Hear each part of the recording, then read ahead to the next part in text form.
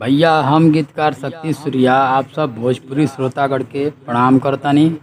जैसन कि आप लोग के पता बा कि हम डेली अपना चैनल पर फुल फ्री सॉन्ग का वीडियो अपलोड करीना, तो फिर एगो देवी गीत नवरात्रि स्पेशल सॉन्ग लेके आइल बनी। उम्मीद ना पूरा विश्वास बा आप लोग के बहुत पसंद आई।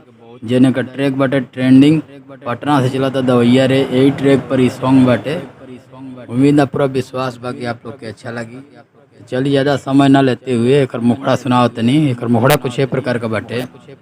आईनी माई तो हरी दुआरिया हो, आईनी माई तो हरी दुआरिया हो, खोली दे तू बाजार केवरिया हो, खोली दे तू बाजार केवरिया हो, दरअसल तरस से नजरिया हो, दरअसल तरस से नजरिया हो, आ खोली दे तू बाजार केवरिया हो, आईनी माही तो हरी दुआरिया हो।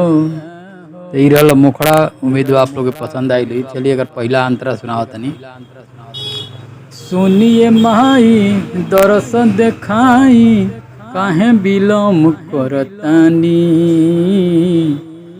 पौआ पखारे रउआ दुआरे, गंगा जलाइल बानी। सुनिए माई दर्शन देखाई, काहे विलम्ब करतानी, पौआ पखारे रउआ दुआरे, गंगा जलाइल बानी। अब जनी करी माई देरिया हो, आ खोली दे तू बाजार केवरिया हो, खोली दे तू बाजार केवरिया हो। तो ई रहला पहला अंतरा। चलिए मेवा मिठाई भोग लगाई, सुनिए माई परथाना,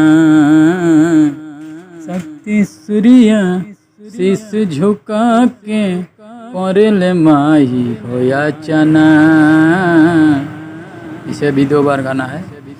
मेवा मिठाई भोग लगाई, सुनिए माई परथाना,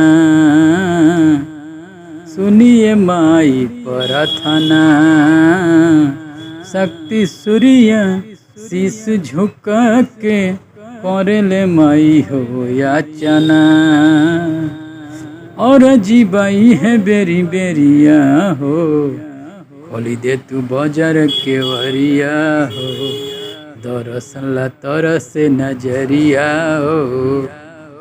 तो ई रहला फुल सॉन्ग, फुल फ्री बाटे। चलिए मिलते हैं नेक्स्ट वीडियो में, तब तक खातिर बहुत बहुत धन्यवाद।